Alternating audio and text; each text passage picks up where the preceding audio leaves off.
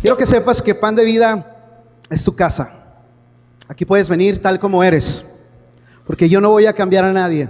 La obra la hace el Espíritu Santo. Recuerda que Pan de Vida no solamente somos una iglesia a la cual asistir, sino que también somos una familia a la cual pertenecer. Así que quiero que le digas a la persona que tienes a un lado: hey, eres mi brother, eres mi sister, eres mi familia. Y quiero que vayas conmigo, que abras tu Biblia, Mateo capítulo 13, versículo 31. Quiero contarte algo. Yo tengo un bebé de 1 año, apenas está por cumplir 1 año y 1 mes. ¿Conocen a Dan? El niño que anda llorando ahí en brazos.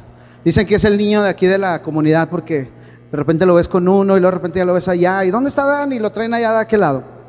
Bueno, pues mi hijo Dan es una bendición. Llegó 8 años después de nuestra primera hija. No lo esperábamos, pero sí era una oración que le hacíamos a Dios, y llegó cuando no lo esperábamos. Llegó en el tiempo de Dios. Pero ahorita es muy pequeño y exige mucho. Los que son papás o los que ya tienen papás grandes ya saben eso. Los que son jóvenes, piénsenle muy bien la cantidad de hijos que quieran tener. Porque cuando son muy pequeños exigen mucho, y dijo una hermana, y cuando son grandes también. Pero lo natural es que mientras son bebés necesitan mucha atención. ¿Está de acuerdo conmigo? A mi hijo Dan, yo tengo que casi darle de comer y supervisar que esté comiendo. Tengo que cuidarlo, que no se trague algo, que no agarre algo chiquito que se pueda meter y luego causarle asfixia. Tenemos que limpiarle la suciedad y tenemos que estar atentos. Él quiere que nos sentemos con él a ver la televisión. No podemos dejarlo viendo un programa, Mi Primera Biblia o Hiper. Yo le recomiendo, si usted tiene hijos pequeños, póngale contenido cristiano con la palabra de Dios. Pero a él no le gusta estar ahí. Él quiere que yo esté a un lado, o que mi esposa estemos a un lado de él cargándolo, para que él pueda estar a gusto viendo. El punto es que él es muy pequeño. Por su edad es algo natural. ¿Alguien está de acuerdo conmigo? Es raro ver niños pequeñitos que sean muy independientes. Sí los hay, pero es muy raro. Por lo general necesitan que les estemos brindando atención. Pero yo tengo expectativas en él, y yo espero que conforme él vaya creciendo, esas demandas o esas necesidades vayan cambiando.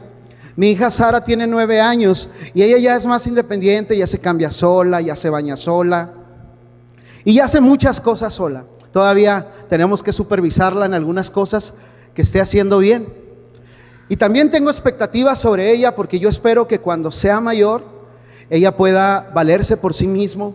¿Por qué no también trabajar y aportar para la casa? Pero todo tiene que ver en la estatura o en la edad en la que se encuentra. No puedo yo pedirle a mi hijo Dan que se ponga a trabajar y que aporte para la casa, ¿verdad que no? Y también es raro y no es normal que un hijo de 30, 40 años viva en casa de papás y que no aporte a casa de papás.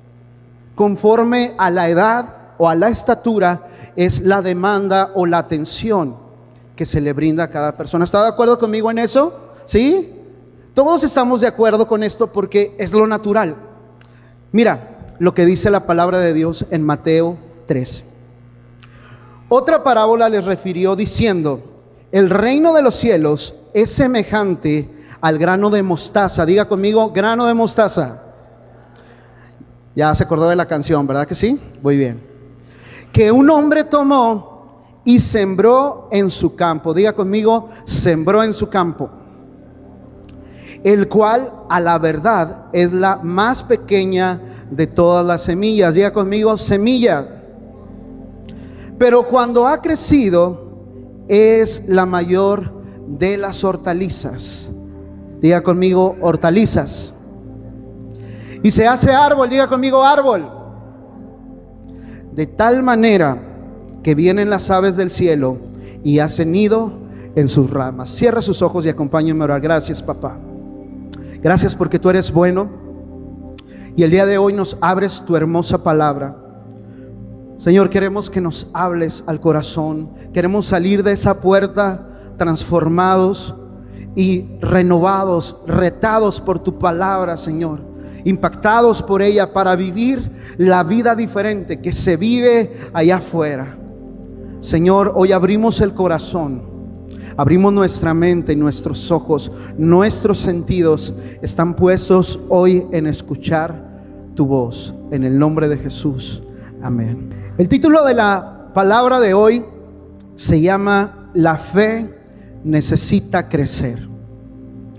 Y repita conmigo, la fe, una vez más, la fe necesita crecer. En esta enseñanza acabamos de escuchar una comparación de lo que es el reino de Dios. Lo compara con el grano de mostaza. Dice que es el más pequeño de las semillas. Comenzamos con el primer nivel, que son las semillas. Pero cuando se siembra en el campo las semillas, se convierte en una hortaliza.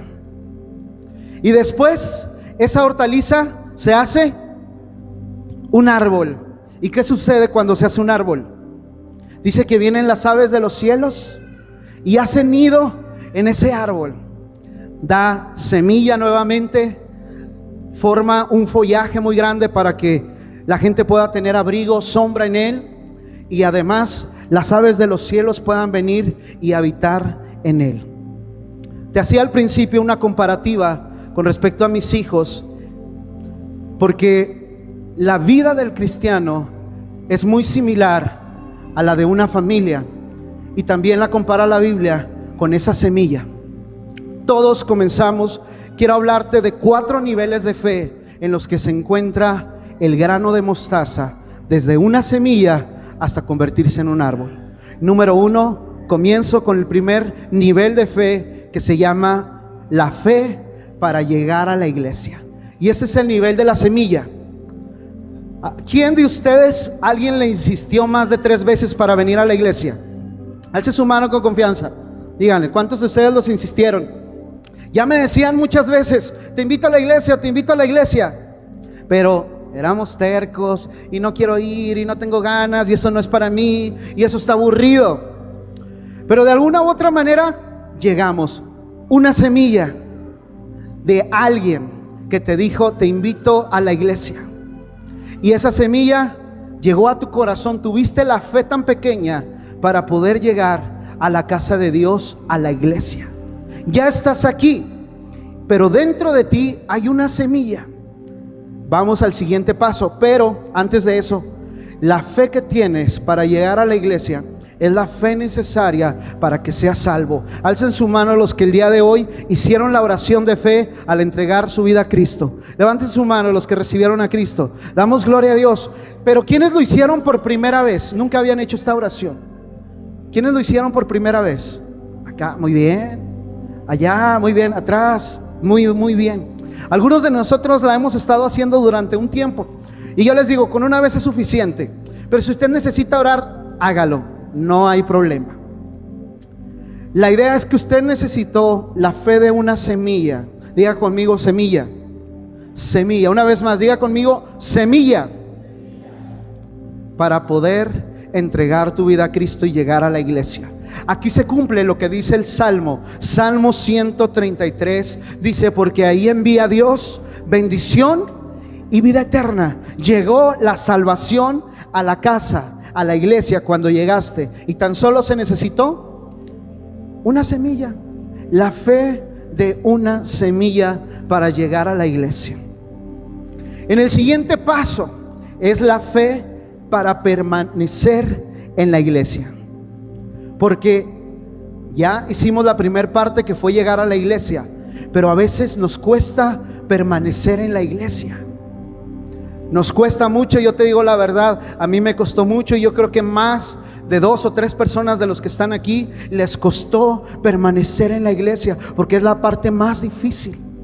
Estamos habituados a otro estilo de vida, y cuando venimos a la iglesia, uy, tengo que estar ahí siempre, o tengo que ir los domingos, o tengo que hacer esto. Cuesta mucho. Esa es la etapa donde la semilla ya cayó en la tierra, pero necesita morir. La Biblia nos enseña que si el grano de tierra, que el grano de mostaza o el grano de la semilla no cae a la tierra y no muere, no puede dar fruto. Tiene que morir la semilla cuando cae a la tierra para que pueda crecer una planta nueva. En Mateo 8, del 31 al 38, Jesús les enseñaba a sus discípulos y les decía: es necesario que el Hijo del Hombre padezca, es necesario que el Hijo del Hombre sufra y vaya a la cruz. Pero uno de sus discípulos, el que era más colérico, le dice: hey, Señor, ven para acá. ¿Cómo está eso de que vas a sufrir, Señor? No digas eso. Imagínese, Pedro se atrevió a decirle a Jesús que dejara de decir que iba a morir y que iba a ir a la cruz. Pero cuando Jesús escuchó lo que le dijo Pedro, ¿qué crees que hizo? En el versículo 33 dice: volviéndose y mirando a los discípulos, reprendió a Pedro y le dijo: quítate de delante de mí, Satanás, porque no pones la mira en las cosas de Dios, sino en las de los hombres.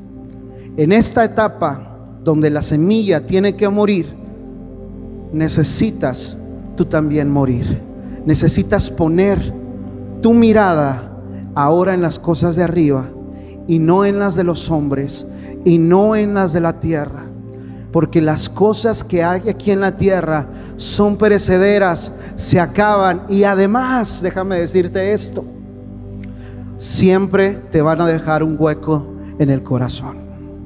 Los que estamos aquí y que hemos permanecido es porque nos dimos cuenta que allá en el mundo, lo que el mundo te ofrece, el placer pasajero, el gozo tal vez, la alegría, son pasajeras y se terminan, pero el gozo que Dios da permanece para siempre.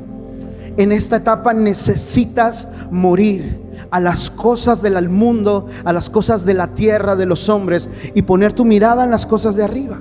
Mira lo que dice en el versículo 34 de ese mismo Marcos 8. Y llamando a la gente y a sus discípulos les dijo: si alguno quiere venir en pos de mí, niéguese a sí mismo, tome su cruz y sígame. Y me encanta lo que dice el versículo 35: porque todo el que quiera salvar su vida, la perderá. Y todo el que pierda su vida por causa de mí y del evangelio, la salvará. Es irónico, ¿no?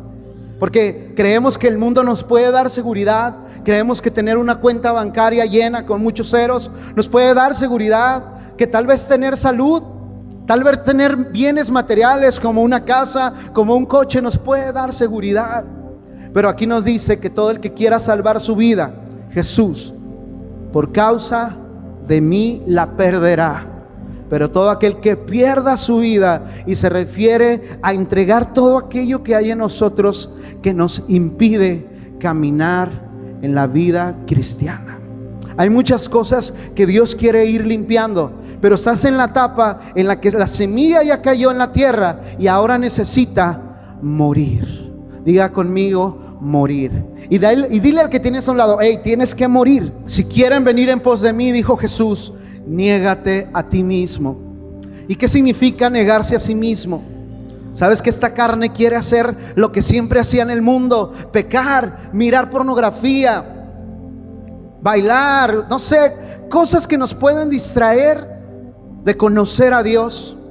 Y todo ese tipo de cosas: alcohol, drogas, mujeres. Necesitamos entregarlo a Dios, negarlo. Y hay diferentes niveles, apenas estamos comenzando, porque uno dice: ya no me hinco al ídolo, ya no fumo, ya no tomo, lo estoy muriendo a ello. Pero ahora hay cosas todavía adentro que necesitan morir, cosas de las cuales todavía no te estás dando cuenta, pero no te preocupes. Aquí con la palabra de Dios te vas a dar cuenta. El Señor lo va a decir. Entonces llegamos al número 2, que fue la fe para permanecer en la iglesia. ¿Y qué necesito para que el grano de tierra muera? Morir a mí, negarme a mí mismo, tomar la cruz para permanecer y conocer. Estamos en el nivel número 2. Ahora vamos al nivel número 3 de la fe, que es el que ahora se va a convertir. Ya no es un grano, una semilla, ya murió y ahora empieza a crecer. Tenemos ahora una hortaliza. ¿Alguien sabe lo que es una hortaliza? Es como un árbol pequeñito, ¿sí? Con muchas florecitas, pero no deja de estar pequeñito. llegamos a esa fe, y esa es la fe que soporta la prueba. ¿Alguien recuerda la enseñanza del domingo pasado? La pastora Ale nos hablaba acerca de la prueba. Y primera de Pedro, capítulo 1, versículos 6 y 7 nos dice: en el cual ustedes se alegran, aunque ahora por un poco de tiempo, si es necesario, fíjate lo que dice aquí, tengan que ser afligidos en diversas pruebas. Pero lo que nos dice el 7 me encanta, dice: para que sometida a prueba su fe, mucho más preciosa que el oro, el cual aunque perecedero se prueba con fuego, tu fe sea hallada en alabanza, en gloria y en honra cuando sea manifestado Jesucristo. ¿Sabes que esta es la etapa que todos los cristianos quisiéramos brincarnos? Quisiéramos como que existiera un atajo. Levante su mano a los que quisieran que hubiera un atajo. Sinceramente quisiéramos, pero cuando nos damos cuenta y hemos salido de la prueba, decimos: gracias, Señor, por haberme pasado por ahí. Gracias, Señor, porque aunque atravesé el valle de las sombras, el valle de las lágrimas, el valle de la muerte, Señor, tú me demostraste que estuviste ahí. Y yo quiero decirte algo, porque quiero preparar tu corazón para los que no saben todavía esto. Pero la vida cristiana no es siempre una vida de rosas, una vida fácil. Eso no significa que te tienes que rendir y no, entonces ¿para qué vengo? No. Porque allá afuera está peor. La vida afuera sin Cristo es mucho peor. ¿Y sabes qué es lo peor? Que no tienes a Cristo en tu vida. Cuando estás en Cristo, van a venir las pruebas, pero con un propósito: ayudarte a crecer, ayudarte a ir al siguiente nivel en la vida cristiana. Porque no te puedes quedar como Dan.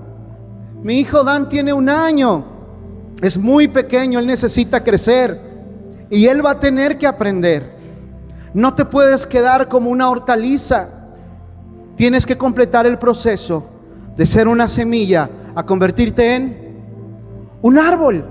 Pero tienes que saber que tu fe va a tener que atravesar estas etapas, y esta para mí es la etapa más difícil de todo cristiano, porque en esa etapa esa hortaliza tiene que ser podada, la hortaliza tiene que ser abonada, la hortaliza tiene que ser tal vez recortada, o tal vez se tiene que ponerle una varita para que se vaya derecha. Las pruebas Dios las utiliza para fortalecer nuestra fe. Las cosas que suceden en nuestra vida, escúchalo bien, no es que Dios te quiera destruir.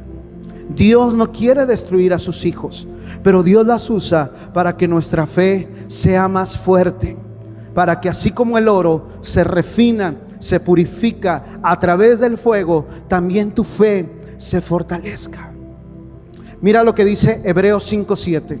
Dice: y Cristo, en los días de su carne, ofreciendo ruegos y súplicas con gran clamor y lágrimas al que lo podía librar de la muerte, fue oído a causa de su temor reverente. Y me gusta lo que dice el 8. Esto me impacta y no sabes cuánto habló Dios a mi corazón, porque dice: y aunque era hijo. Subraya esta parte en tu Biblia y escríbela. Y aunque era hijo, diga conmigo: y aunque era hijo. Una vez más fuerte: y aunque era hijo. Escucha lo que dice: por lo que padeció, aprendió la obediencia. Y yo dije: wow, Señor, porque dice: aunque era hijo, era el Hijo de Dios. Él pudo haber estado exento de padecer, porque era el Hijo de Dios. Y yo digo: si aún Jesús padeció, ¿quién soy yo, un simple mortal, para darle la vuelta, para renegar y para reclamar? ¿Por qué, Dios, me pasa esto? Yo he escuchado personas que dicen: es que no sé qué pasa, empiezo a ir a la iglesia, empiezo a buscar a Dios y empiezan a pasar cosas malas. Y yo te digo: hey, no son cosas malas. Dios te está limpiando, Dios te está podando, Dios te está abonando. No reniegues en esa etapa. ¿Sabes qué es lo que tienes que hacer en esa etapa? Adorar a Dios. ¿Sabes qué tienes que hacer en esa etapa? Levantar tus manos y decir: gracias, papá, porque esto es para mi bien. Los que hemos pasado ese valle, ese padecimiento, y podemos decir: gracias, Señor, me fue necesario, porque si no, nunca te hubiera conocido como hoy te conozco. Job, al finalizar, él dijo: Señor, de oídas te había oído, mas ahora mis ojos te ven. Cuando nuestra fe es la fe de una semilla, conocemos a Dios de oídas. Pero cuando llegamos a esta etapa, a la etapa donde la fe es probada, vamos a conocer a Dios de vista. Algunos pueden decir: yo conozco a Dios como Padre, yo conozco a Dios como sanador, yo conozco a Dios como mi pastor, yo lo conozco como mi amigo, como mi hermano mayor. ¿Sabes por qué lo conocen? Porque atravesaron el padecimiento, y ahí ya no solamente dejaron de escuchar que Dios existía, sino que ahora lo conocen. Esta es una de las etapas más difíciles del cristiano, pero es la mejor de todas, porque ahí conoces a Dios como es Él. Ahí es donde Dios se revela. Y quiero decirte que si tú el día de hoy estás atravesando esta etapa, no desistas, no te rindas. Recuerda que hay una iglesia que te cubre a través de su oración. Recuerda que hay un pueblo que está orando por ti para que tu fe no mengüe, no caiga, no se desvanezca en esta etapa. Pero tienes que saber que es necesario para todo aquel que ha decidido seguir a Cristo. El apóstol Santiago les decía: para que no les sorprenda. ¿Por qué me está pasando esto, pastor, si yo estoy yendo a la iglesia? Espérame, acuérdate que te enseñé que es necesario que tu fe sea probada. Pero cuando tu fe sea probada, vas a ser alguien más grande, vas a ser alguien más fortalecido, vas a ser alguien, como decía la pastora Ale, que no se rinde al primer fuego, no se deshace. Va a ser alguien que está fortalecido. Es necesario atravesar esta etapa, pero ahí se pasa adorando a Dios. Ahí se pasa agarrado del altar de Dios, de los cuernos del altar, agarrado del único que nos puede fortalecer, y ese es Cristo. En este versículo 8 y 9 también de Hebreos 5 nos dice que aún Jesús, porque padeció, aprendió obediencia. Y dice ahora: y habiendo sido perfeccionado, versículo 9, pónganmelo por favor, vino a ser autor de eterna salvación para todos los que lo obedecen. Gracias al padecimiento de Jesús, tú y yo estamos aquí. Gracias a lo que Él sufrió, tú y yo estamos aquí. Y no sabes, pero también el padecimiento que te va a tocar atravesar a ti va a ser bendición para muchos otros.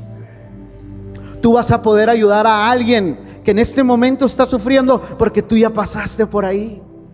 Tú vas a poder levantar a alguien que en este momento se encuentra sufriendo, porque tú ya atravesaste el valle de las lágrimas. Aquellos que hemos conocido al Señor en esos momentos difíciles, podemos darle esperanza a los demás. Y el día de hoy siéntete feliz y siéntete gozoso, porque hay esperanza para ti. Levanta tus manos, dile: gracias, Señor, porque tengo esperanza. Y dale un aplauso fuerte a tu Señor.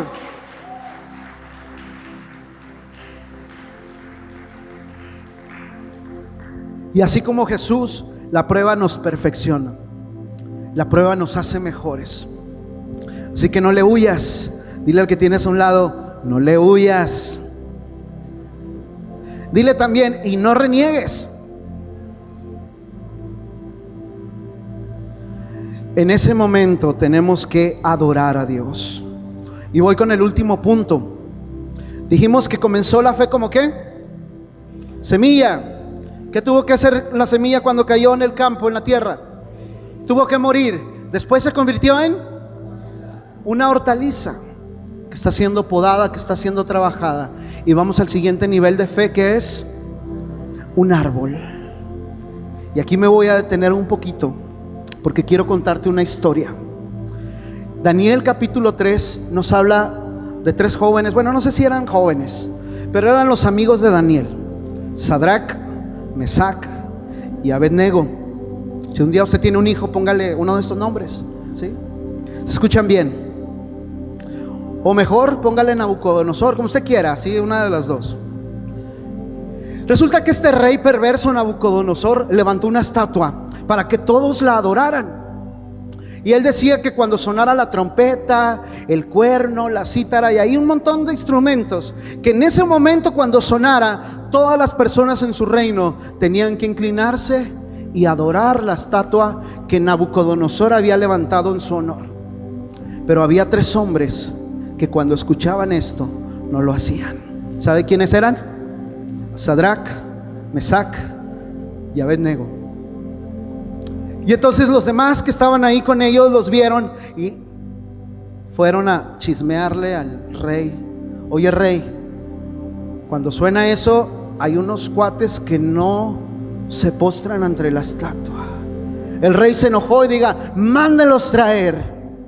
Y cuando los manda a traer, el rey los confronta y les dice, hey, ¿qué pasó? ¿Por qué no se están postrando y adorando ante la estatua que yo levanté? Me encanta lo que dice los amigos. Le dicen, rey, no es necesario que te respondamos sobre este asunto. ¿Sabe que hay muchas personas que se ponen a negociar con el mundo? Se ponen a justificar las malas acciones, se ponen a justificar. Y yo te digo, no es necesario que hables de ese asunto. Necesitas una fe como la de Sadrac, Mesac y Abednego para no hablar de temas o para no negociar con el mundo y decir, como el hermano José, ya lo pasado, pasado. O como el hermano Pablo, he aquí soy nueva criatura. Ese no se lo supieron, pero el pasado sí. Qué bárbaro, Padre Santo. Espero que lleven el curso, no falten por favor, nada se cree. Y luego ellos le contestan, he aquí nuestro Dios, en el versículo 17 de Daniel 3. He aquí nuestro Dios, a quien servimos, puede librarnos del horno de fuego ardiendo. ¿Saben por qué? Porque el rey se enojó cuando escuchó la noticia de estos 3 hombres que no se postraban delante de la estatua y dijo, bueno, no se van a postrar al horno de fuego. Y saben además qué hizo cuando escuchó los comentarios de esos hombres. Dice que como la orden era apremiante, mandó a hombres que calentaran 7 veces más ese horno, que hasta aquellos que no sé qué estaban echando, leña, porque no había gasolina, no sé qué usaban, pero algo ponían para que el horno ardiera más. Aún esos hombres se quemaron al acercarse. Pero cuando estos hombres responden a las palabras del rey, me encanta lo que dice, porque no serviremos, dice, nuestro Dios a quien servimos puede librarnos del horno de fuego ardiendo, y de tu mano, oh rey, nos librará. Y el versículo 18 subraya esto también, porque dice, y si no, y si no, tocó mi corazón.